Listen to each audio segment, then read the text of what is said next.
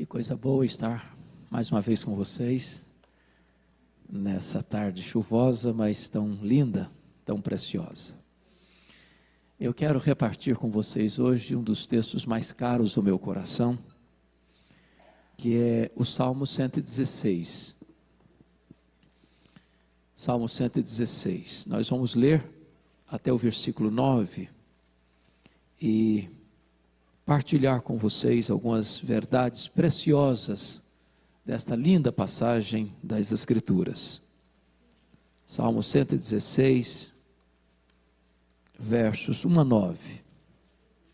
Abra sua Bíblia, acompanhe ou ligue o seu telefone aí no texto bíblico e mantenha a Bíblia aberta, por favor.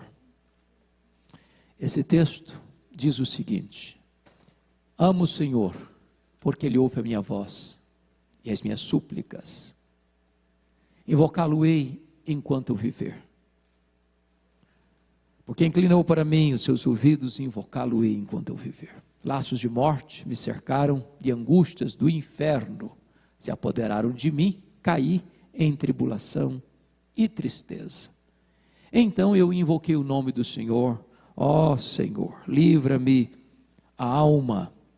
Compassivo e justo é o Senhor. O nosso Deus é misericordioso. O Senhor vela pelo simples. Eu estava prostrado e o Senhor me salvou. Volta, minha alma, ao teu sossego, pois o Senhor tem sido generoso para contigo, pois livraste da morte a minha alma, das lágrimas os meus olhos e da queda os meus pés. Andarei na presença do Senhor, na terra dos viventes. Amém. Este salmo não tem no cabeçalho quem o escreveu. Este é um assunto um pouco ainda aberto e em debate. Entretanto, a maioria dos scholars, dos estudiosos, entende que este salmo foi escrito pelo rei Ezequias. E Ezequias foi um dos reis de Judá, que começou a reinar com 25 anos, reinou 29 anos, morreu consequentemente com 54 anos. Ezequias foi um homem especial porque há uma fala sobre ele que é singular. Não houve nenhum rei parecido com ele antes dele, nenhum rei que o sucedeu que fosse igual a ele. Ele era um homem único no seu tempo, na sua geração, um homem piedoso, que, inobstante ter um pai perverso, seu pai foi Acás, um assassino, um feiticeiro, um homem que queimou alguns dos filhos a Moloque, um homem que derramou sangue, e muito sangue em Jerusalém, um homem que poluiu a casa de Deus, com ídolos, com imagens dos deuses falsos. E Ezequias resolve ser diferente do seu pai, ele resolve seguir um outro curso de vida. E Ezequias, e não obstante ser este homem tão piedoso, ele vai enfrentar dois gravíssimos problemas. E eu diria para vocês que eram problemas insolúveis. Eu não sei se você já orou por causas impossíveis. Um problema que você diz, não tem jeito. Humanamente falando, não tem jeito. Você não vê saída. Não tem uma luz no fim do túnel. Não tem sequer um sinal de que a situação possa ser revertida. E ele enfrenta dois problemas humanamente impossíveis de serem resolvidos.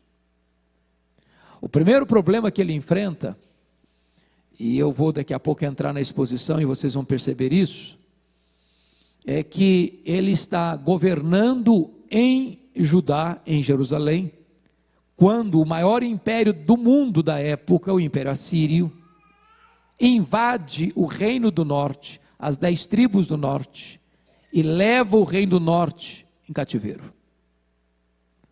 Ou seja, das 12 tribos, 10 caíram no poder estrangeiro, de um império truculento, sanguinário, expansionista, que que ao atacar uma cidade, uma província, um povo, deixavam um rastro de destruição.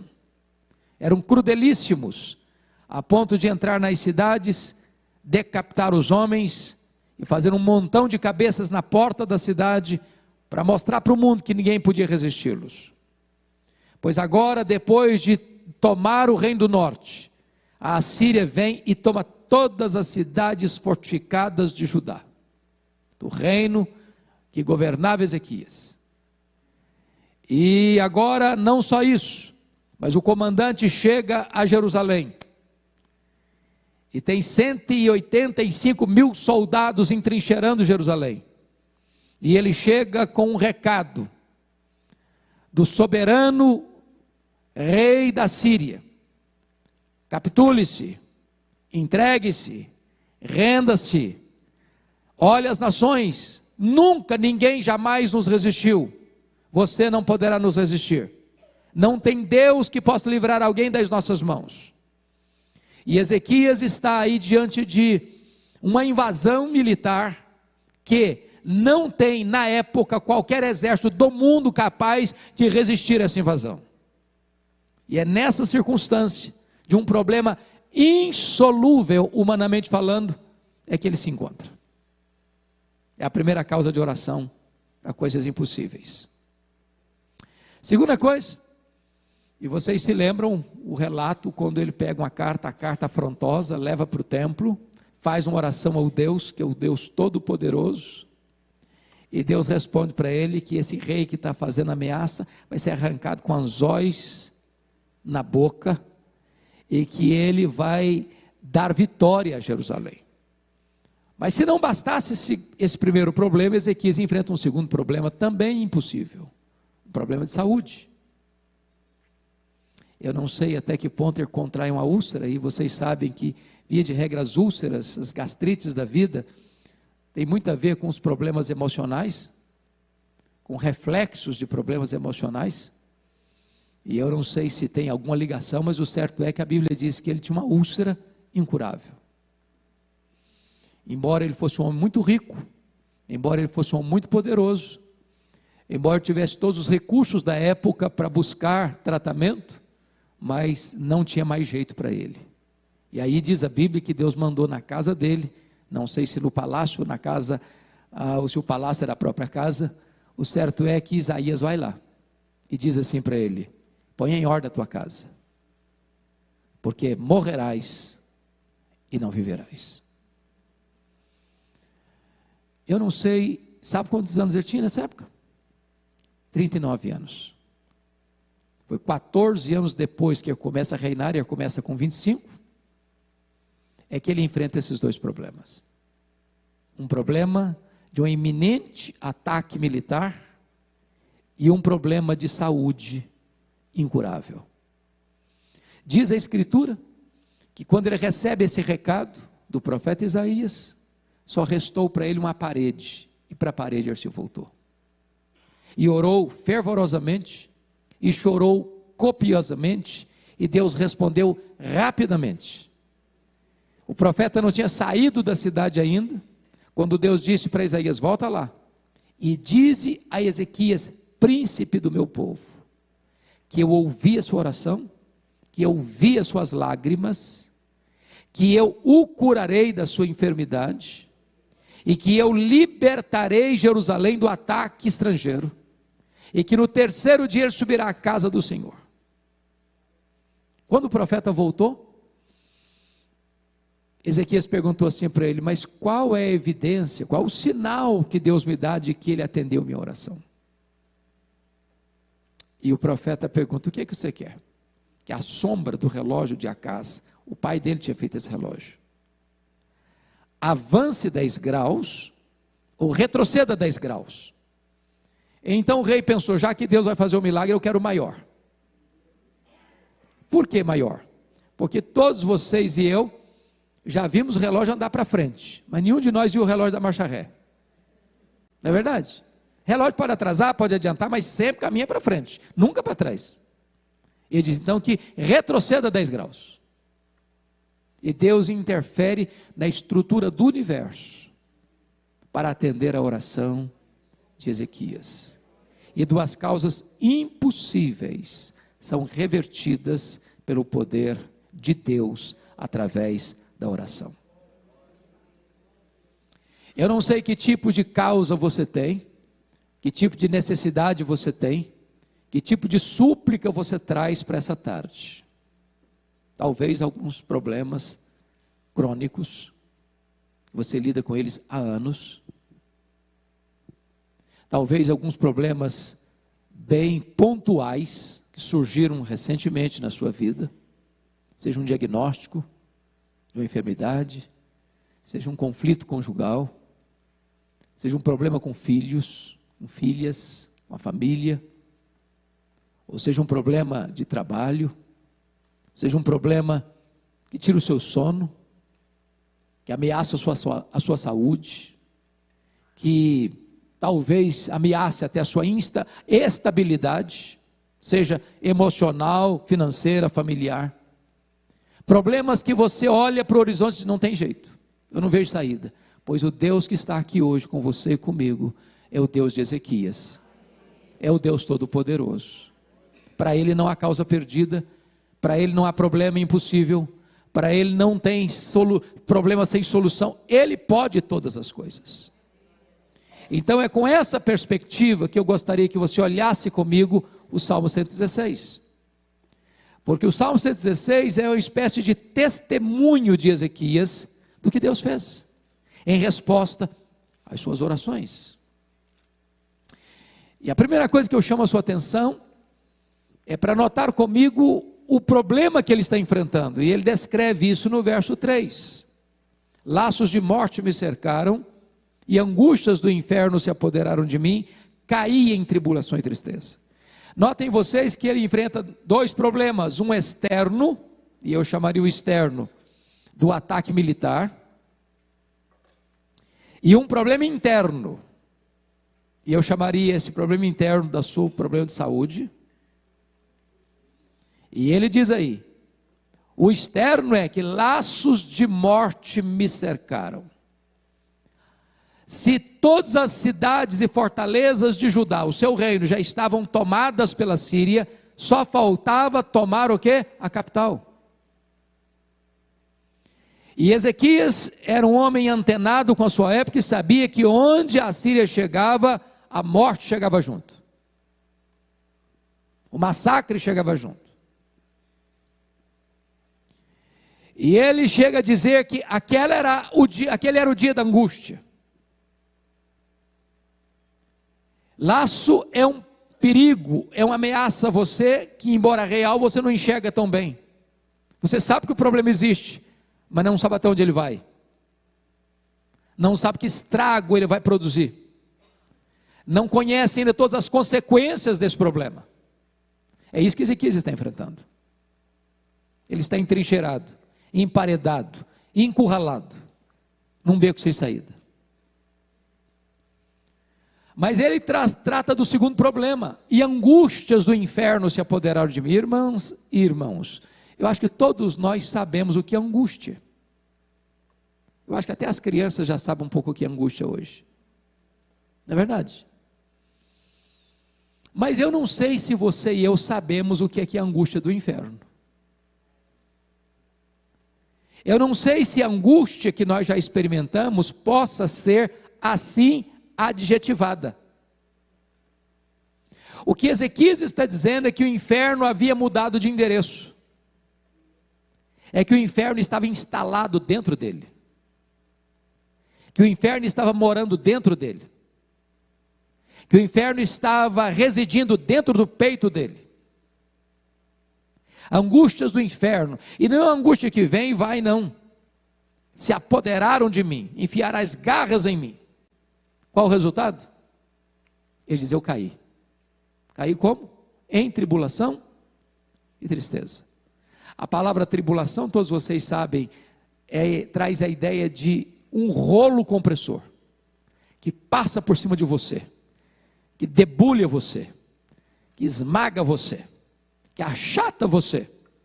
Resultado é que a alegria foi embora da vida dele. Cai em tribulação e tristeza. Pois bem, eu acho que todos nós, num dado momento ou noutro da vida, já passamos um pouco por isso, não? Chegar aquele dia, vocês, meu Deus, eu não aguento mais. As minhas forças acabaram, os meus recursos também, as minhas emoções já estão no tanque de reserva, já estou aí andando com a luz vermelha no tanque, porque não dá mais. E nessa hora, talvez na última volta do ponteiro, no último furo da correia, é que você é levado e é levada ao seu clamor mais profundo, ao seu grito mais eloquente, à sua oração mais fervorosa. Porque é isso que o verso 4 diz. Preste atenção que a palavra que linka o desespero do 3 com a oração é a palavra então.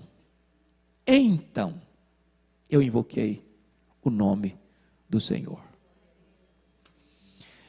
Irmãs e irmãos, os tempos de fartura não são tempos abundantes de oração. Os tempos de vacas gordas não são os tempos em que a igreja se ajoelha.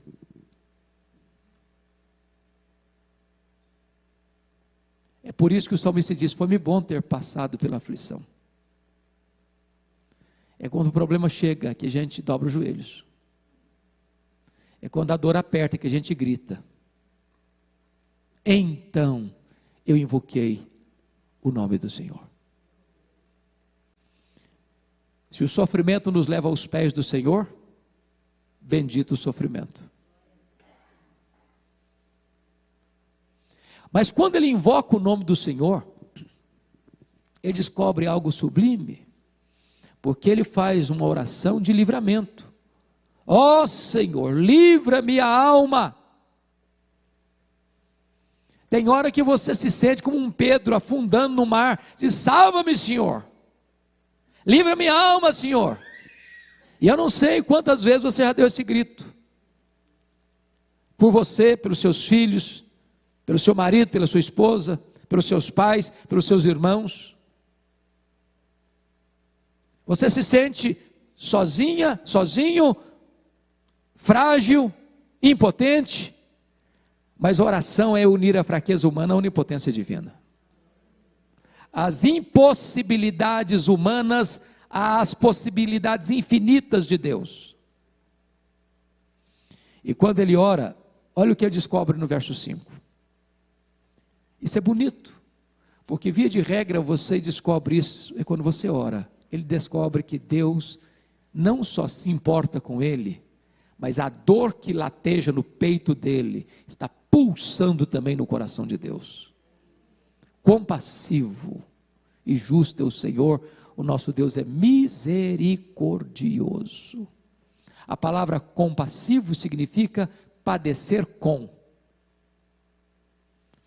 Às vezes a gente perde essa ideia de que Deus se importa com a gente, de que Ele é Pai, e tudo aquilo que mexe com um filho, mexe com um pai, mexe com mãe, não é verdade?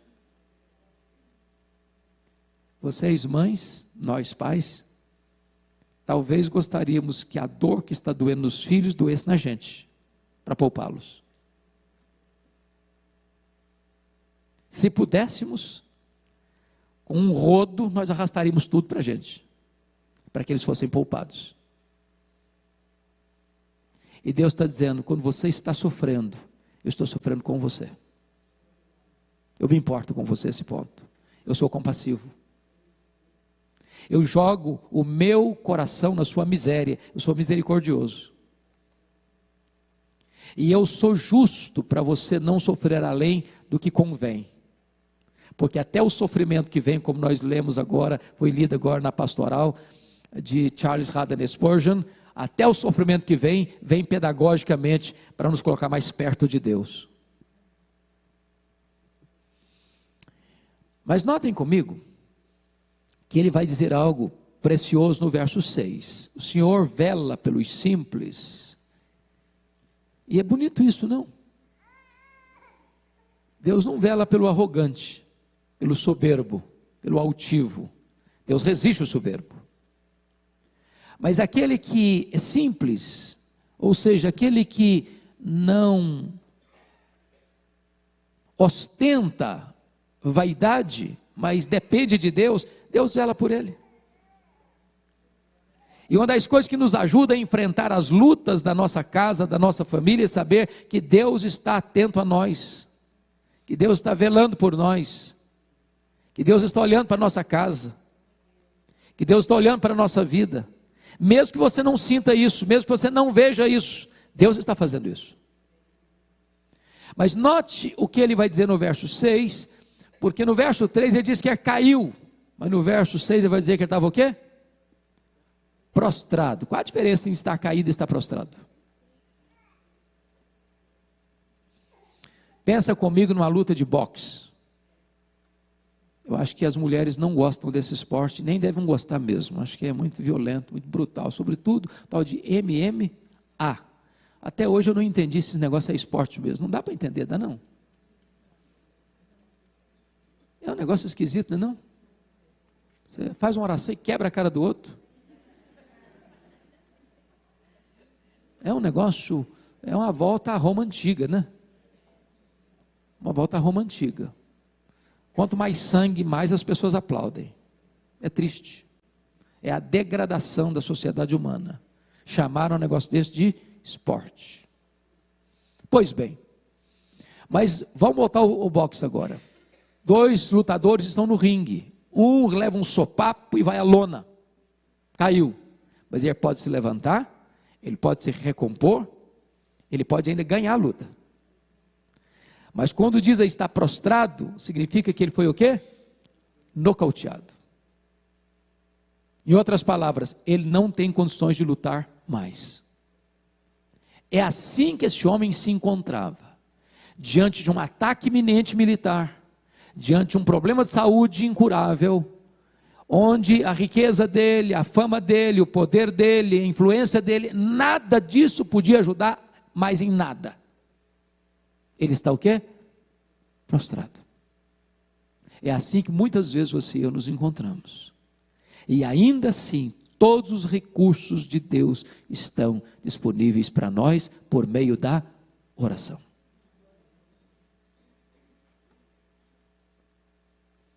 Está orando pelo seu filho? Não está vendo o resultado ainda? Continue orando. Continue orando. Você está orando pelo seu marido, está mais duro ainda? Continue orando. Deus está trabalhando. E Deus é poderoso para reverter os quadros mais sombrios por meio da oração. Agora vejam comigo que este homem vai descrever que tipo de livramento Deus trouxe para ele naquela circunstância. Olha o verso 8 comigo. Pois livraste da morte a minha alma, das lágrimas dos meus olhos, da queda dos meus pés. Ele mostra 3 livramentos aí. O primeiro livramento é o livramento espiritual. Livraste da morte a minha alma.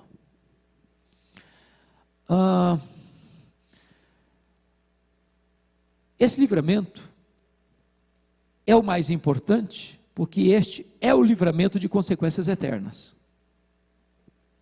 Nossas orações não podem ser apenas para as necessidades do aqui e do agora.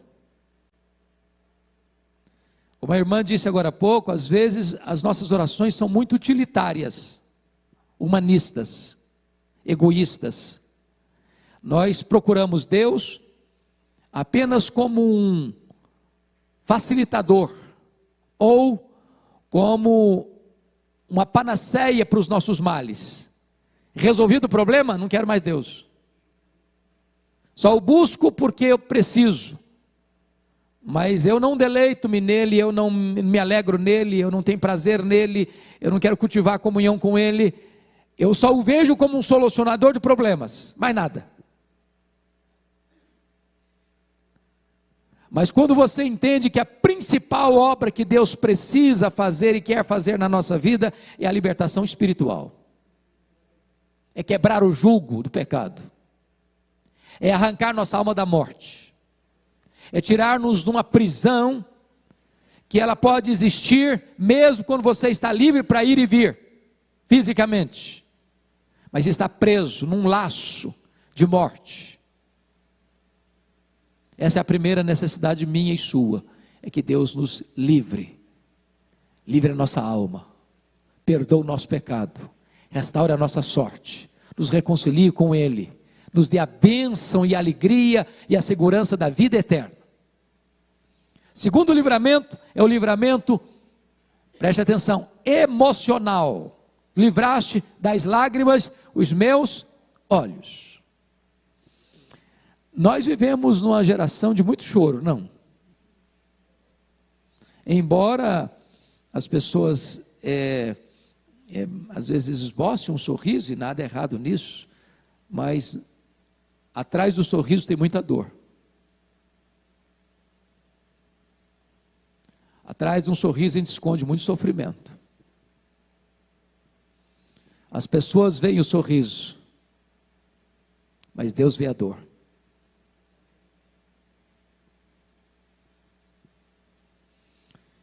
E o que é maravilhoso é que o nosso Deus é consolador, porque não só enxuga as lágrimas, Ele estanca o motivo das lágrimas.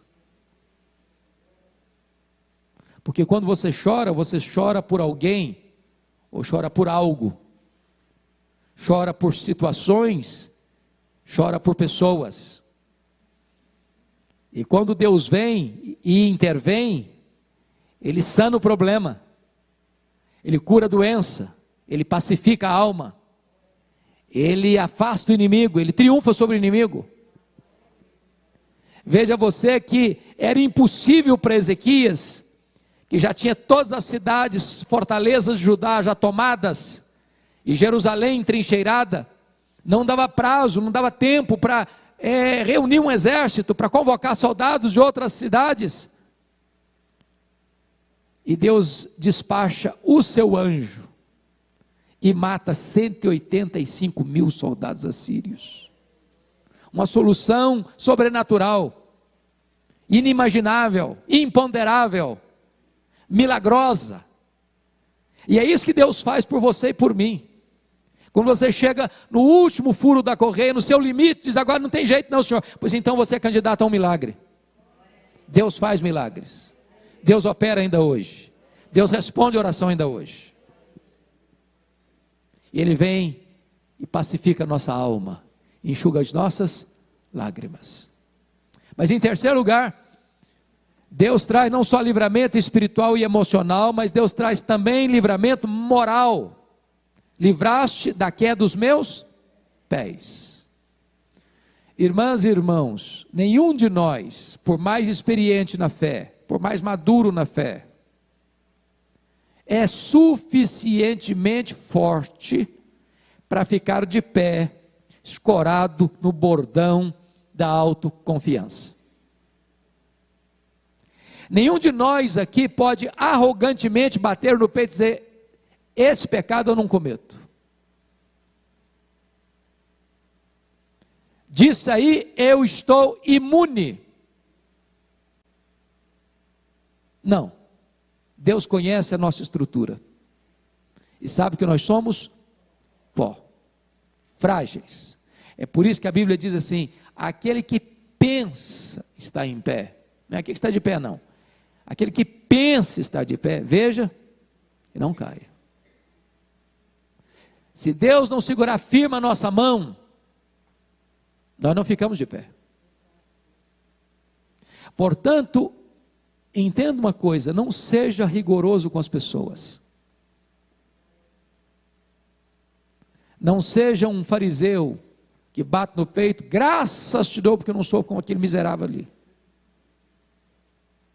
Se não fosse a graça de Deus, nós éramos não só igual a ele, mas talvez pior que ele. Não censure, não acuse, não seja pesado no seu juízo contra os outros, porque se você está de pé, você só está de pé por causa da graça de Deus. Mas irmãs e irmãos, eu tenho um texto, esse texto tem algo para mim que é sublime. Para mim, a experiência de Ezequias é também uma espécie de manual de psicologia cristã. Porque, preste atenção no que vai dizer no verso 7. Ele vai conversar com ele mesmo. Ele vai se olhar no espelho.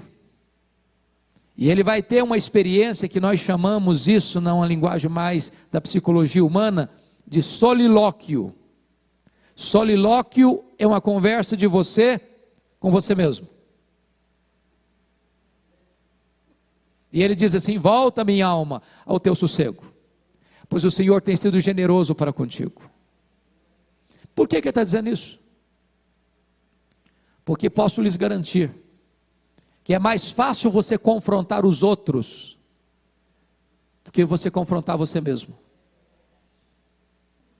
É mais fácil você fazer um sermão e pregar para 1000 pessoas, encorajando-as, do que você entrar no seu quarto, dobrar os seus joelhos e encorajar você mesmo. Talvez a pessoa mais difícil de lidar que você conhece na vida é a pessoa que você vê diante do espelho.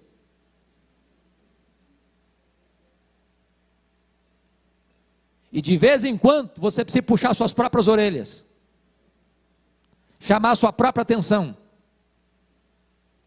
confrontar você mesmo, ter uma conversa no espelho. E é isso que Ezequias está fazendo. Volta minha alma ao teu sossego, pois o Senhor tem sido generoso para contigo. O que está acontecendo aqui com ele? Depois de Deus fazer tantas coisas lindas na sua vida, de trazer livramento, de trazer cura, lá está o Ezequias desassossegado, ansioso, roendo as unhas, tomando Lexotan para dormir.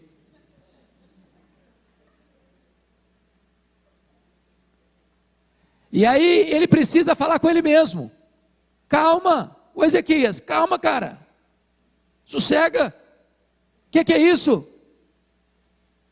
Por que você está assim?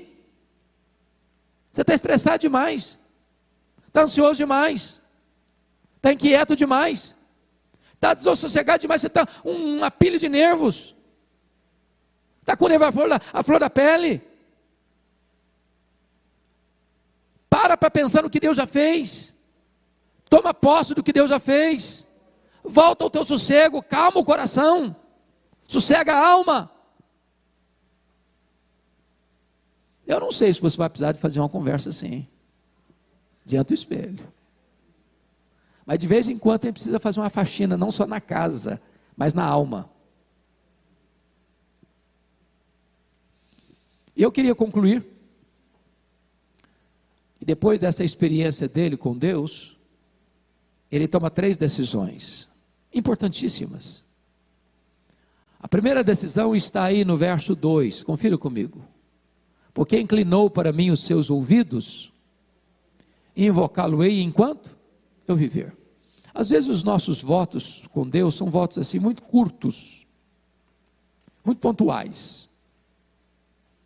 Se Deus resolver isso na minha vida, eu vou frequentar a igreja sem faltar, pode chover, pode dar sol, 1 mês, pronto, passa rapidinho.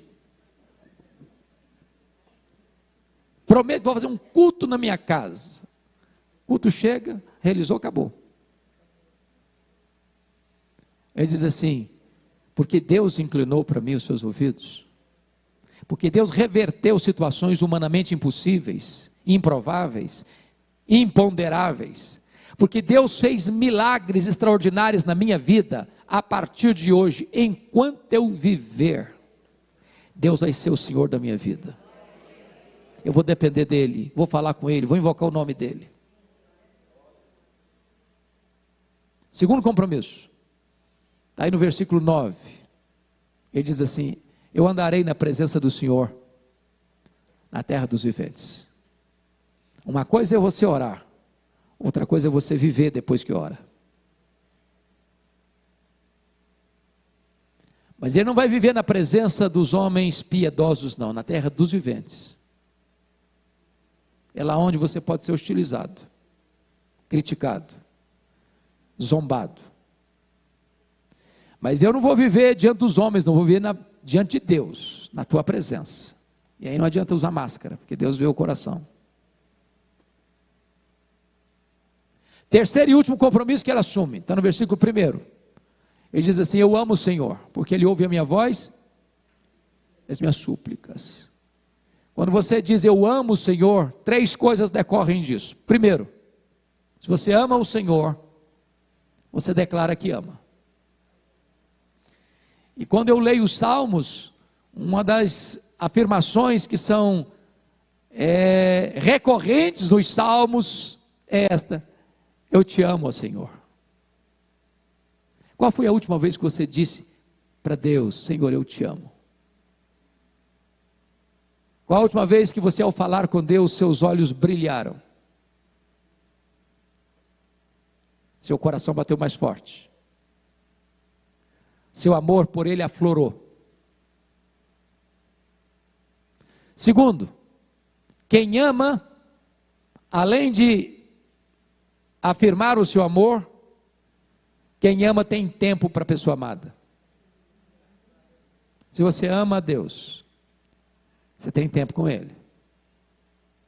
E quando você diz eu não tenho tempo, você está dizendo isso não é prioridade. Você tem tempo para tudo aquilo que é prioridade na sua vida. E eu queria encorajar vocês, irmãos e irmãs, a termos um tempo. Eu não sei qual é o seu tempo. Você vai ser 5 minutos, você vai ser 10 minutos, você vai ser meia hora. Mas para você estar sós com Deus. Eu estou aqui diante de mães e de avós. E se você ler a história da igreja, você vai ver que as pessoas mais influentes na história da igreja, por aquelas mães, que apesar da correria da vida, e de ter muitos filhos, conseguiam fechar a porta do seu quarto, e até os seus filhos sabiam, eu não posso interromper, minha mãe ou meu pai, estão tendo uma audiência com o Todo-Poderoso. Terceiro, quem ama não apenas declara que ama, quem ama não apenas tem tempo para a pessoa amada, mas em último lugar, quem ama, procura agradar a pessoa amada.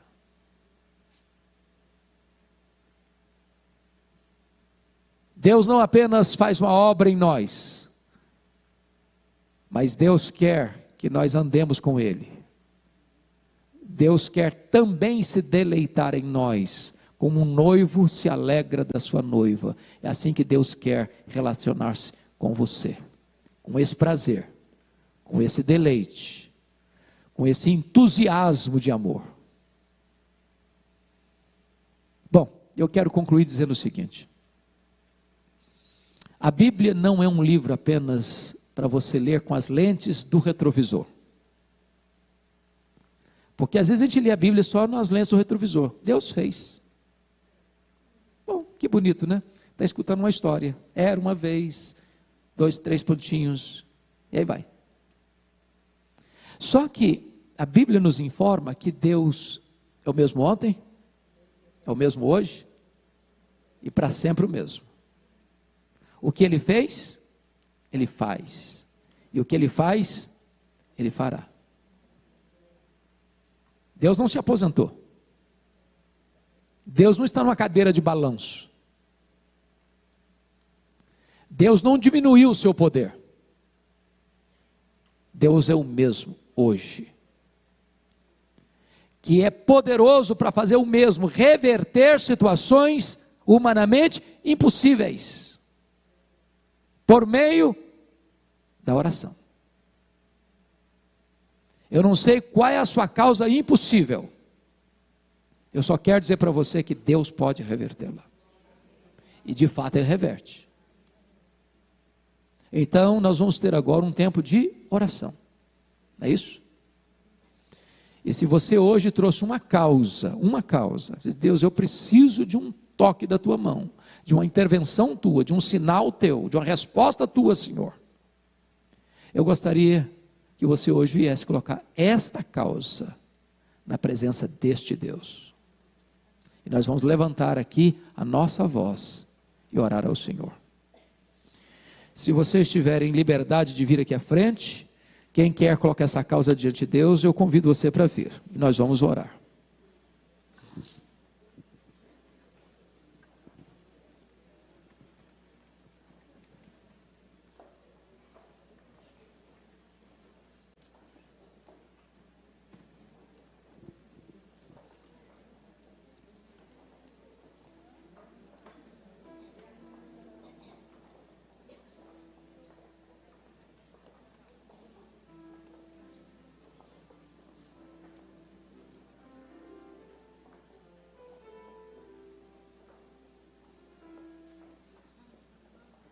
Bendito seja Deus. Bendito seja Deus, que não rejeita a nossa oração. Vamos orar. Deus, aqui estão tuas filhas, teus filhos, que vieram aqui à tua casa nesta tarde, porque te amam, porque confiam em ti, porque esperam em ti. Tu és o Deus Todo-Poderoso, tu estás entronizado acima dos querubins, tu tens o domínio do universo, tu tens as rédeas da história em tuas poderosas mãos. Meu Deus, nada foge ao teu controle. O teu trono não é ameaçado. Tu és o soberano, que faz todas as coisas conforme o conselho da tua vontade. Aqui estamos, com causas urgentes, com necessidades profundas e reais, precisando de uma intervenção tua, Senhor.